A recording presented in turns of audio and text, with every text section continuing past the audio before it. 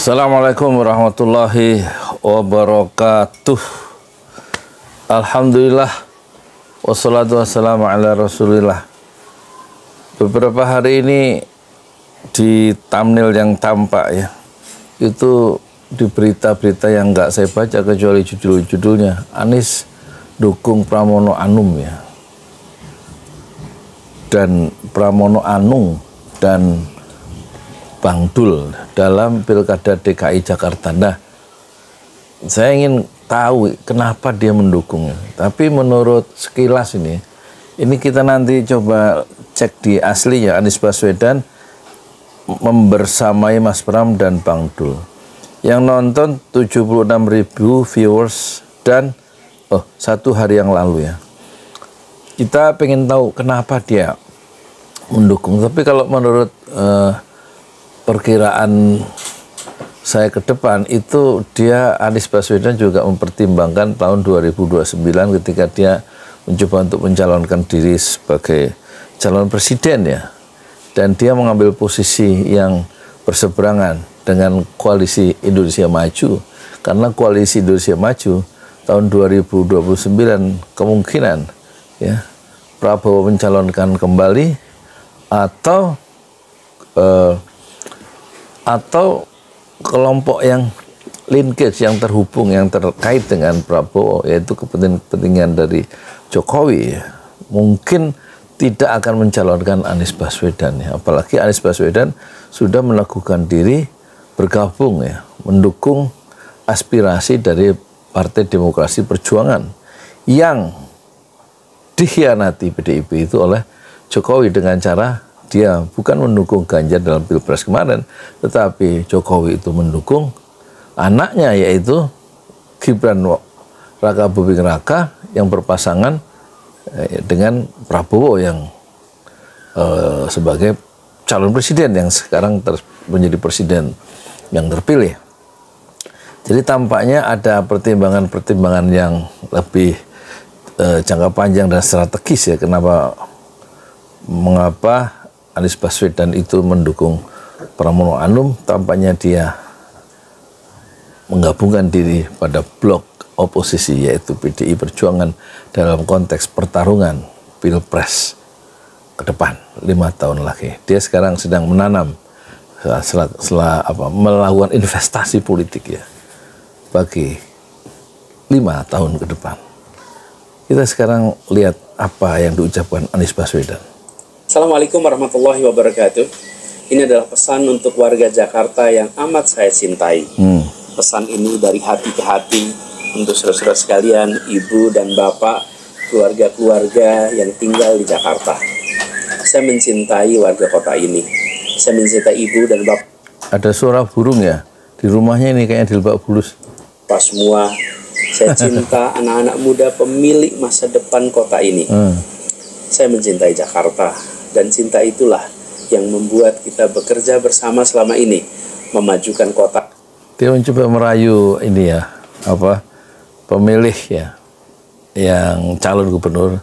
Dia mulai dengan bahasa cinta yang sudah sama-sama ya, dengan bahasa cinta itu membangun Jakarta selama 5 tahun sebelumnya, yaitu sejak 2017 sampai 2022 Oktober ya. Tanya membahagiakan warganya, dan semua kita kerjakan sebagai ibadah, mengharapkan ridho dari Allah Subhanahu Wa Taala, Tuhan yang Maha Pengasih, yang Maha Penyayang. Di Jakarta ini kita bersama-sama melewati masa suka dan masa duka. Ingat ya, ketika kita berjuang bersama saat Jakarta menghadapi bencana kemanusiaan terbesar dalam sejarah di kota ini, yaitu pandemi. Saat itu jalan-jalan sepi, rumah sakit penuh sesak, pasien mengantri di lorong-lorong, puluhan ribu meninggal, ratusan ribu dirawat, jutaan terpapar, pabrik, kantor, restoran, warung, dan kegiatan-kegiatan yang ada di masyarakat kita semua terhenti.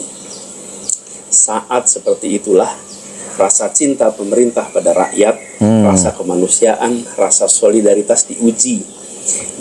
Rasa cinta dari pemerintah ya, rasa kemanusiaan dan solidaritas rakyat itu diuji saat semua menghadapi badai pandemi yang mengerikan.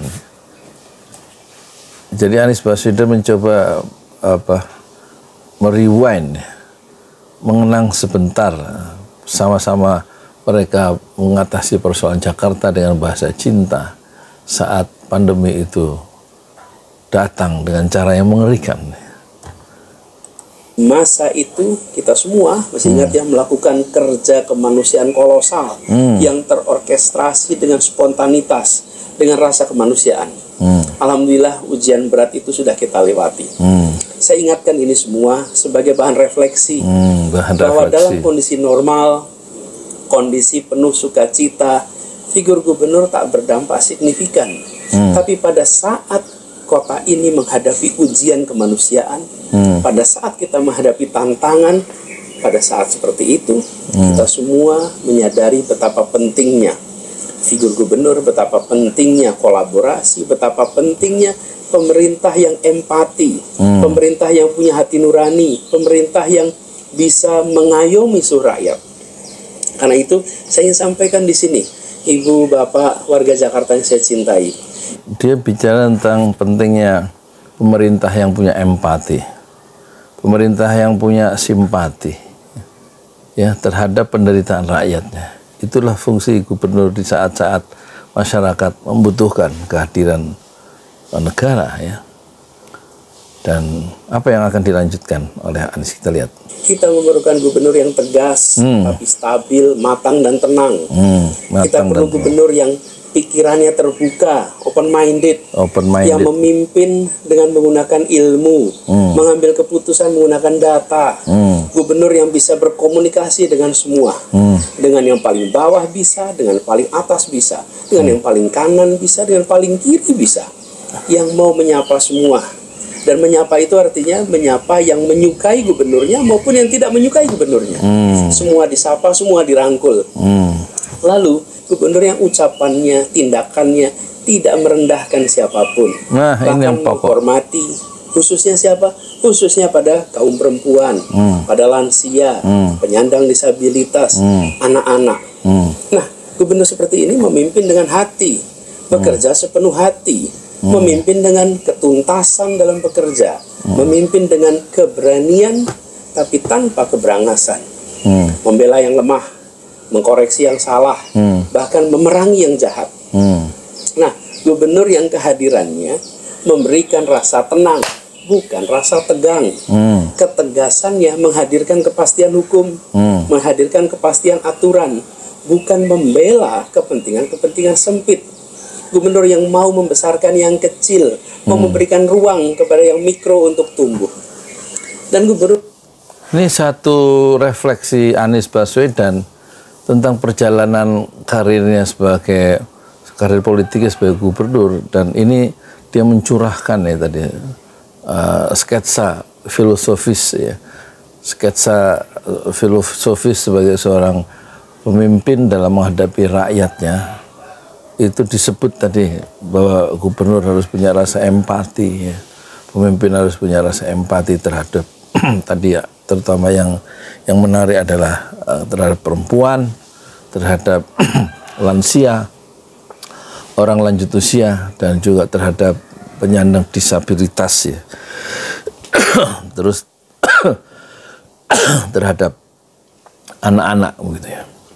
Ini satu corak kepemimpinan yang sangat empatik ya, karena memperhatikan kaum marginal atau kelompok-kelompok yang kadang sering dilupakan oleh pemimpin yang terlalu berorientasi pada kekuasaan, terlalu berorientasi pada interest grupnya masing-masing ya. Dan Anies Baswedan mencoba merefleksikan soal kepemimpinan Gubernur DKI yang pernah dia lakukan itu hendaknya penuh dengan bahasa cinta, kemudian bahasa yang empatik ya, bahasa yang ucapan-ucapannya itu membuat orang yang mendengar itu tenang dan tidak tegang ya, dalam keputusan-keputusan politiknya itu membuat masyarakat itu tenang ya, dan dilakukan dengan tingkat kematangan yang tinggi ya. Dan inilah yang hilang ya dalam kepemimpinan gubernur Jakarta yang penuh dengan masalah yang sangat kompleks. Anies mencoba membangun argumentasinya mengapa dia mendukung Mas Pram itu diperlukan ya satu corak kepemimpinan yang betul-betul membela yang kecil ya, dan tidak membela kepentingan yang sempit katanya tadi itu. Yang paham bahwa ini adalah kota global, Jakarta ini harus dikelola, harus dibangun dengan paradigma kota modern. Yang dikelolanya dengan apa? Dengan ilmu bersama praktisi, dan bukan gubernur yang di kota ini mau bereksperimen dengan kotanya. Jadi warga Jakarta yang saya hormati, yang saya cintai, dalam Pilkada 2024 ini setelah melalui proses politik yang penuh dengan kisah unik, nanti satu saat sejarawan akan menceritakan, berujung pada apa? Berujung pada 3 pilihan calon gubernur. Dan dalam semua pilkada, pilihan apapun, tidak ada pilihan yang sempurna. Di sini juga begitu, tidak ada calon yang sempurna, tidak ada partai yang sempurna, tidak ada pendukung yang sempurna. Dan kita harus membandingkan calon bukan dengan kesempurnaan, tapi membandingkan antar pilihan-pilihan calon yang ada. 3 calon Karena itu saya melakukan proses review, saya melakukan pemantauan, dan akhirnya sampai berkesimpulan bahwa dalam Pilkada 2024 ini saya memilih Mas Pramono Anung, dan saya merekomendasikan kepada ibu dan bapak sekalian. Saya kenal Mas Pram sudah lama. Kebetulan kami sama-sama aktif di Jogja, di pergerakan mahasiswa awal 90-an. Bahkan saat beliau menemani istrinya melahirkan anak pertama, beliau minta saya datang ke rumah sakit menemaninya. Jadi lahirnya anak pertama saya ikut menyaksikan. Saya kenal karakternya. Jadi rupanya apa, ikatan-ikatan emosional di masa lalu itu menjadi salah satu faktor juga ya, yang membuat Anies menjatuhkan pilihan terhadap sahabat lamanya ini, yaitu Pramono Anung. Soal proses kelahiran anak pertama, dia datang untuk mendampingi proses kelahiran istri Pramono Anung untuk anak pertama di Jogja, di sebuah rumah sakit di Jogja. Ini satu kesan, satu episode kehidupan yang tidak bisa dilupakan baik oleh Anies Baswedan maupun terutama oleh Pramono Anung dan istrinya ya. Itu pengalaman yang pertama dalam hidup, yaitu menanti kelahiran anak pertama. Ini faktor-faktor psikologis yang tidak mungkin dia temukan dalam konteks pertemanan dia dengan Ridwan Kamil misalnya ya. Ini persoalan yang sudah lama terhubung ya, dengan sentuhan psikologis yang mendalam. Saya kenal pikirannya, ya santun, kerja serius, kerja tuntas, pembawaannya pun tenang, stabil, komit pada janji, dan punya pengalaman yang panjang, di mana di politik, di pemerintahan. Dan dalam proses kampanye kemarin kita menyaksikan, ia berkomunikasi dengan semuanya, mau menjangkau semua. Nah, kalau mau komunikasi dengan semua, itu artinya insya Allah bisa diterima dengan semua. Dan ada satu hal yang penting di Jakarta ini, minim kontroversi, urusan yang kecil-kecil, minim kontroversi seperti itu. Nah, dalam Pilkada 2024 ini, saya melihat Mas Pram yang paling tepat untuk menjalankan peran yang tadi saya jelaskan tentang gubernur, yang paling pas dengan harapan tentang bagaimana seorang gubernur menjalankan tugas di kota yang penuh dengan tantangan dan kompleksitas ini. Karena itu bagi saya, ketika memilih Mas Pram di Pilkada ini bukan eksperimen, ini bukan coba-coba. Dan saya bersyukur sekali melihat Mas Pram dalam kampanye selama ini banyak menyebutkan paradigma modern di dalam pembangunan kota. Misalnya? Dan menunjukkan dengan tegas di hadapan publik tentang keberpihakan pada prinsip-prinsip keadilan, prinsip kesetaraan, dan menjanjikan keberlanjutan program-program kami dulu di Jakarta. Dan ini semua disampaikan di publik, bukan dalam percakapan private, sehingga bisa ditagih rame-rame. Karena itu, Ibu, Bapak, saudara-saudara sekalian, warga Jakarta yang saya sangat cintai, mohon berkenan untuk memikirkan, untuk memikirkan rekomendasi ini.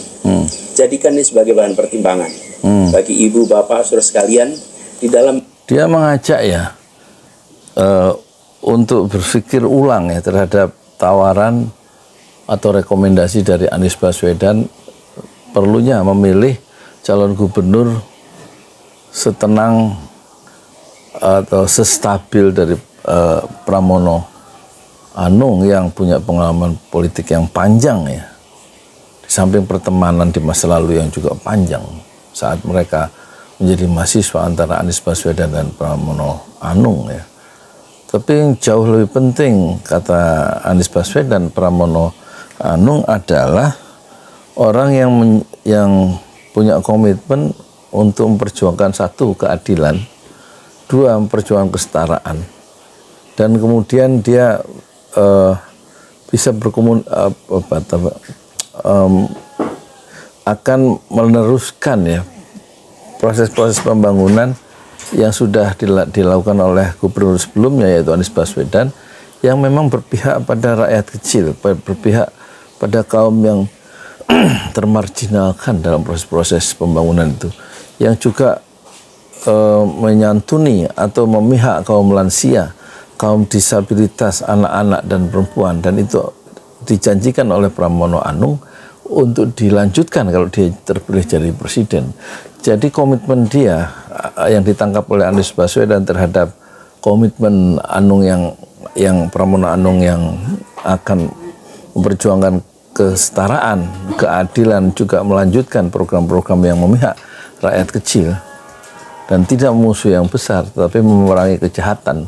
Itu beberapa poin yang diungkapkan oleh Anies Baswedan untuk dipikirkan ulang oleh para pemilih di Jakarta ya terhadap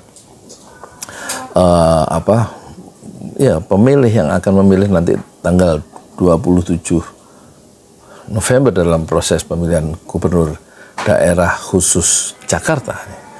Jadi dia ingin mengajak calon pemilih di DKJ untuk memikirkan ya proposal yang ditawarkan Anies yang dia merekomendasikan pasangan Mas Pram dan Bang Dul ya untuk menjadi gubernur selanjutnya DKI. Ya satu ajakan yang kita bisa pahami ya, bahwa tidak ada pemimpin yang sempurna katanya tadi, tapi pemimpin itu bisa dibandingkan dengan calon yang lain, dan juga tidak ada pendukung dari calon pemimpin yang sempurna. Jadi yang dipilih adalah yang coba dikenalkan oleh Anies Baswedan ya, dengan mencoba tadi meluluhkan penonton atau pemilih DKI dengan bahasa cinta, bahasa empati ya, dan juga bahasa yang memihak rakyat kecil, membersamai kehidupan mereka, orang-orang yang susah dan termarginalkan dalam pembangunan. Bagaimana menurut Anda? Kalau menurut saya ya itu komentar-komentar saya tadi. Sekarang jam 4 daripada nggak ada kerjaan, saya lebih baik merespon ya.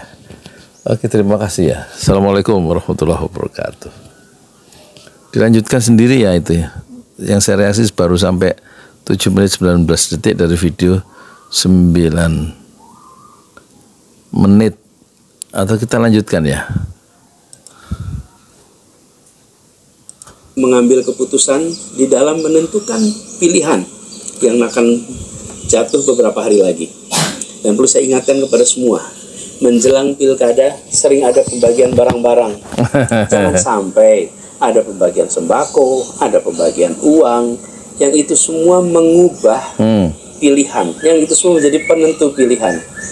Pilihannya jangan ditentukan oleh sembako, jangan ditentukan pembagian uang, tapi pilihlah calon untuk kebaikan keluarga, untuk kebaikan warga, untuk kemajuan kota kita tercinta.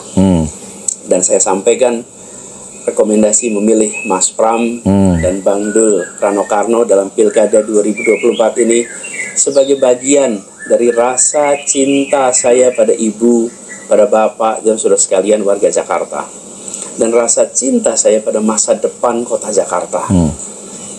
Rasa rindu tentang dikembalikannya prinsip keadilan, prinsip kesetaraan dalam pembangunan kota ini. Kami rindu. Suaranya bergetar ya ketika bicara kerinduan-kerinduan yang terpendam lama tentang pentingnya keadilan, kesetaraan, dan pembelaan terhadap orang-orang yang tergusur, termarginalkan dalam proses-proses pengambilan keputusan politik ya. Dia rindu bahwa kerinduan itu akan dia titipkan terhadap Mas Pram dan Bang Dul. Rindu betul bagaimana keadilan kesetaraan dikembalikan di kota ini. Karena itulah saya percaya Mas Pram dan Bang Dul insya Allah akan mampu membawa Jakarta menjadi kota yang maju, warganya bahagia dan berkah untuk semua, dan insya Allah makin menyala. Semoga Allah Subhanahu wa Ta'ala terus mendekatkan setiap kita dengan sifat ikhlas, dengan amanah dan istiqomah, dan semoga Allah Subhanahu wa Ta'ala merahmati kota Jakarta dan melindungi kita semua. Salam hangat, salam ta'zim untuk setiap keluarga di Jakarta.